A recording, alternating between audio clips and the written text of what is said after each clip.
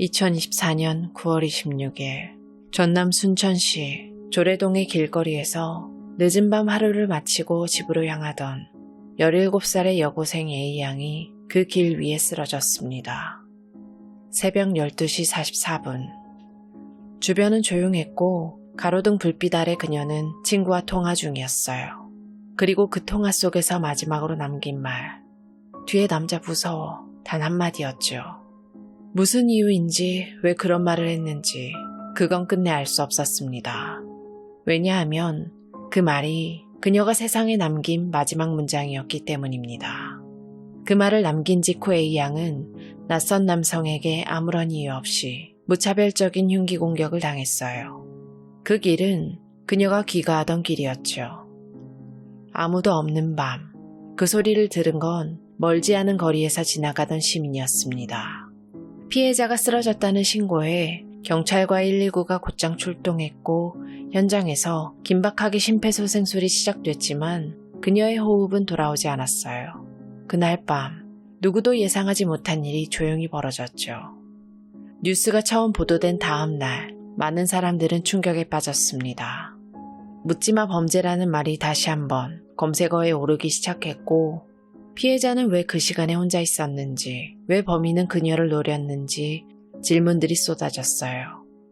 하지만 그 질문에 명확히 답해줄 수 있는 사람은 더 이상 이 세상에 없었습니다. A양은 그저 집으로 가는 길이었습니다. 그녀는 단지 친구와 이야기를 하며 하루를 마무리하던 중이었고 누군가의 분노나 증오를 살 행동은 단 하나도 하지 않았죠. 그날 그 시간 그 길에 우연히 지나가던 한 사람이 다른 누군가의 삶 전체를 빼앗아갔습니다. 피해자를 향해 칼을 휘두른 남자. 그는 30살의 박대성이었습니다. 그리고 무엇보다 놀라웠던 건 피해자와는 일면식도 없었다는 점이었죠. 지나가는 여고생을 향해 말 한마디 없이 그냥 칼을 꺼낸 겁니다. 이유도 목적도 설명도 없었어요. 사건 당일 그는 혼자 술을 마셨습니다. 장사가 잘 되지 않았고 연인과도 이별한 상태였다고 했어요. 왜 그런 짓을 저질렀냐? 라는 질문에 박대성은 이렇게 대답합니다. 저도 모르겠습니다. 누구를 노린 것도 아니고 원한이나 감정이 있었던 것도 아니라고 했죠. 그냥 술에 취해 걷다가 우연히 마주친 사람을 칼로 찌른 거라고요.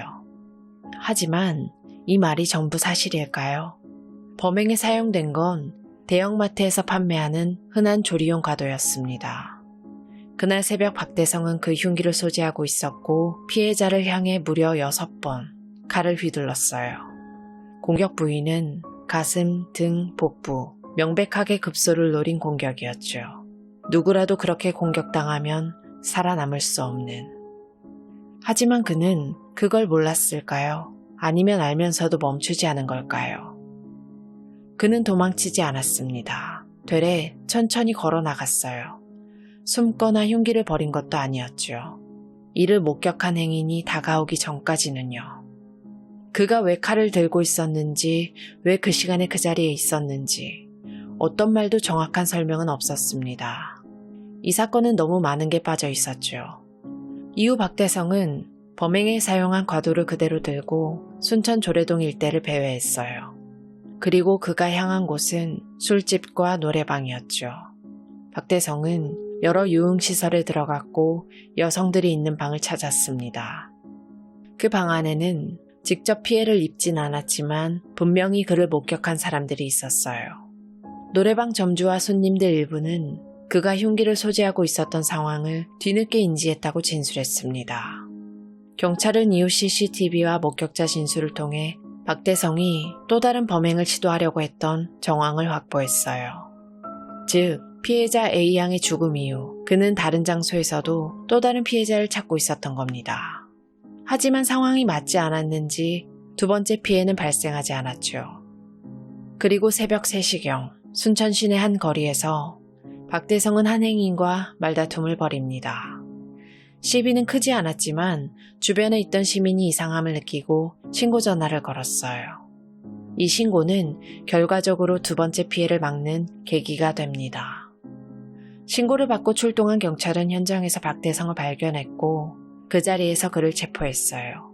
체포 당시 박대성은 손에 흉기를 들고 있었습니다. 그는 조사 과정에서도 행동의 전후 맥락을 제대로 설명하지 않았어요. 체포된 박대성, 그의 얼굴은 처음엔 모자이크 처리된 채 뉴스 화면에 등장했습니다. 이름도 나이도 없이 단지 피의자라는 말로 불렸죠. 하지만 며칠 뒤 전남경찰청은 박대성의 신상 공개를 결정합니다. 그가 누구인지, 어떤 얼굴을 하고 있는지 세상에 공개해야 한다고 판단한 거죠. 경찰이 신상을 공개하는 데는 명확한 기준이 있습니다. 범행의 잔인성과 중대성, 국민의 알 권리, 재범 가능성, 충분한 증거 확보. 이 사건은 그 모든 조건에 해당됐어요. 전혀 이유 없이 무고한 사람을 공격했고 사망에 이르게 했고 다른 장소에서도 추가 범행을 시도한 정황이 있었기 때문입니다. 무엇보다 박대성은 범행을 인정했고 현장에서 체포됐어요. 흉기까지 소지하고 있었기 때문에 범행을 저질렀다는 사실에 대한 논란의 여지는 없었죠. 신상이 공개된 날, 그의 이름은 포털 실시간 검색어에 올랐고 언론을 통해 그의 얼굴이 전면에 실렸습니다. 하지만 단순히 이름이 알려졌다는 사실보다 사람들이 주목했던 건 따로 있었습니다. 바로 그가 했다는 말. 술을 마셨고 왜 그랬는지 모르겠습니다. 여자친구와 헤어지고 장사도 잘 안 됐습니다. 이런 이유로 한 사람의 삶을 빼앗았다는 건지 많은 사람들이 분노했어요. 뉴스 기사마다 댓글이 수천 개씩 달렸고 말이 되냐, 처벌 수위가 더 높아야 한다는 반응이 쏟아졌습니다. 그리고 또 다른 요구가 터져 나오기 시작했죠. 얼굴만 공개할 게 아니라 그가 어떤 사람인지도 밝혀야 한다. 왜 이런 범행이 반복되는데 사회는 막지 못했냐. 그리고 무엇보다 이 사건이 다른 묻지마 범죄와 다르게 느껴졌던 이유. 그건 피해자가 너무 어렸기 때문이죠.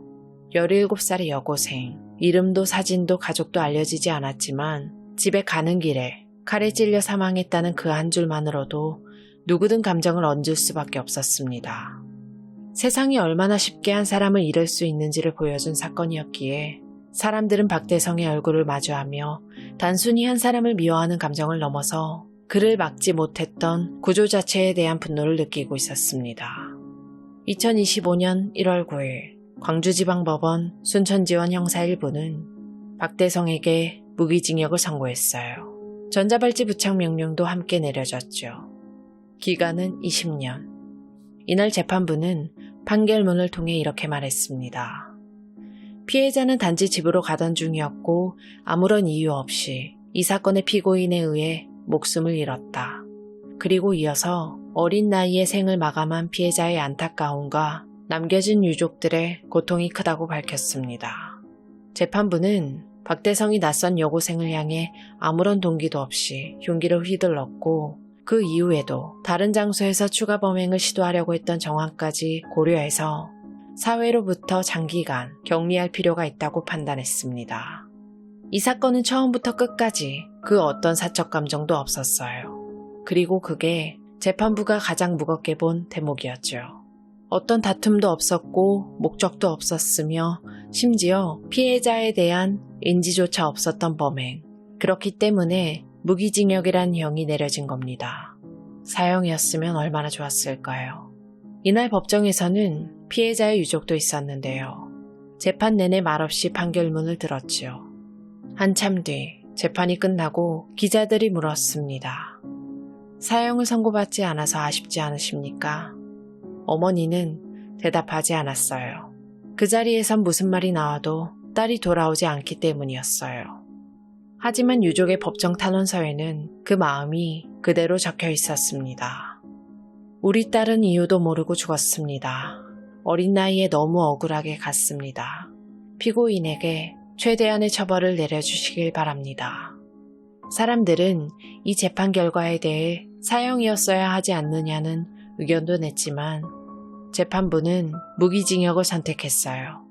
그리고 박대성이 사회로 돌아오더라도 향후 20년간 전자발찌를 착용하게 됩니다. 1심 판결 이후 박대성은 역시나 항소했습니다. 그는 자신의 형이 너무 무겁다고 주장했어요. 재판부가 자신의 심신미약 상태를 충분히 고려하지 않았고 범행에 이르게 된 상황적 요인들을 제대로 반영하지 않았다는 이유였습니다. 다시 말해 무기징역은 과하다는 입장이었죠. 그리고 항소심 재판이 시작됐습니다. 광주고등법원 제1형사부는 2025년 4월 18일 박대성에게 선고된 1심 판결을 그대로 유지합니다. 재판부는 형량이 무겁다는 피고인의 주장보다 범행이 남긴 공포와 상처가 더 크다는 점에 집중했어요. 누구에게나 일어날 수 있는 사건, 예고 없이 벌어진 살인, 무고한 피해자. 이런 조건들이 그 자체로 사회적 경종을 울리는 사건이었기 때문입니다. 그가 당시 술에 취해 있었고 일시적으로 감정 조절이 어려웠다는 진술도 항소심 재판부는 인정하지 않았어요. 오히려 범행 이후의 행적, 즉 피해자를 공격한 뒤 도망가지 않고 유흥업소를 돌아다닌 행동, 그리고 또 다른 피해자를 찾으려고 했던 정황, 이 모든 것이 의식적으로 행동이 가능했다는 증거라고 봤습니다. 판결이 끝난 뒤 박대성은 묵묵히 고개를 숙인 채 법정을 빠져나갔어요. 그의 얼굴은 어떤 감정도 읽을 수 없었습니다. 순천 묻지마 살인 사건이 발생한 뒤 사람들은 질문하기 시작했어요. 왜 이런 일이 또 일어난 걸까? 왜 이렇게 쉽게 아무 이유 없이 사람이 죽을 수 있는 걸까? 그리고 왜 매번 아무도 막지 못하는 걸까? 이 사건은 그날 처음 일어난 일이 아니었습니다. 묻지마 범죄, 그 말 속에는 이해할 수 없는 폭력, 예측할 수 없는 분노, 그리고 사회가 놓치고 있는 무수한 징후들이 들어있었죠. 피해자는 단지 그 자리에 있었을 뿐입니다. 집으로 향하던 길, 통화를 하며 일상의 마지막을 보내고 있었을 뿐이었죠. 사람들은 불안해졌어요. 나도 피해자가 될 수 있다는 공포. 지나가는 누군가가 나를 향해 칼을 들지도 모른다는 불안감. 이건 단지 한 명의 문제가 아니었습니다. 흉기를 갖고 돌아다니는 사람을 제재할 방법이 없을까? 이 질문은 뉴스의 댓글란에서, 시민들의 인터뷰에서, 정치권의 토론회에서도 반복됐어요. 경찰은 사건 이후 흉기 소지자에 대한 단속 강화를 발표했고, 법무부는 전자발찌 제도의 사각지대에 대한 대책을 검토한다고 밝혔습니다. 순간적인 분노로 누군가를 죽일 수 있다면 우리는 도대체 무엇을 믿고 길을 걸어야 할까요? 누군가가 말했습니다. 세상에 범죄 없는 나라는 없지만 아무 이유 없이 죽는 나라가 돼선 안 된다. 그 문장이 이 사건을 기억하게 만든 이유였어요. 그리고 그 기억은 한 사람의 죽음으로 끝나지 않길 바랄 뿐입니다. 그녀의 이름은 보도되지 않았죠. 고등학교에 재학 중이던 17살, 그저 평범한 학생이었습니다. 사건이 있던 날도 특별할 건 없었어요. 집에 돌아가는 길이었고 친구와 통화를 하며 하루를 마무리하던 중이었습니다. 그리고 그 짧은 통화의 마지막에는 뒤에 남자 무섭다. 그 말은 그녀가 세상에 남긴 마지막 목소리였어요. 그녀가 누구인지 몰라도 누군가의 딸이었고 친구였고 학생이었고 사람이었습니다. 우리가 이름 석자를 기억할 수 있는 건 아니지만 사람들은 이 사건을 잊지 않겠다고 말했죠. 그리고 그녀를 대신해 사회가 바뀌어야 한다고 말했습니다. 하지만 매번 같은 사건이 반복되고 있다는 사실도 사람들은 알고 있어요. 왜 우리는 아무 이유 없는 죽음을 반복해서 마주하게 되는 걸까요? 누군가는 말합니다. 이건 예외적인 사건이라고, 극단적인 사례라고. 하지만 예외가 반복된다면 그건 결국 구조의 문제입니다. 피해자는 그날 단지 길을 걷고 있었을 뿐이에요.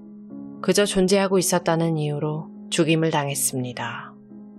어떤 준비도 방어도 예상도 할 수 없는 상황에서 그녀는 사라졌죠. 우리가 할 수 있는 일은 결국 기억입니다. 언론이 사라지고 사람들이 관심을 접더라도 그 침묵 속에 남은 의미를 계속 되새기는 것. 그것이 지금 우리가 할 수 있는 가장 작고 가장 중요한 책임이라고 생각합니다. 그녀의 삶은 멈췄지만 우리는 멈추지 말아야 합니다. 다시는 같은 일이 반복되지 않도록, 다시는 누군가가 이유 없이 쓰러지지 않도록 안타깝게 희생당한 피해자분의 명복을 빌겠습니다. 지금까지 고요한 밤이었습니다.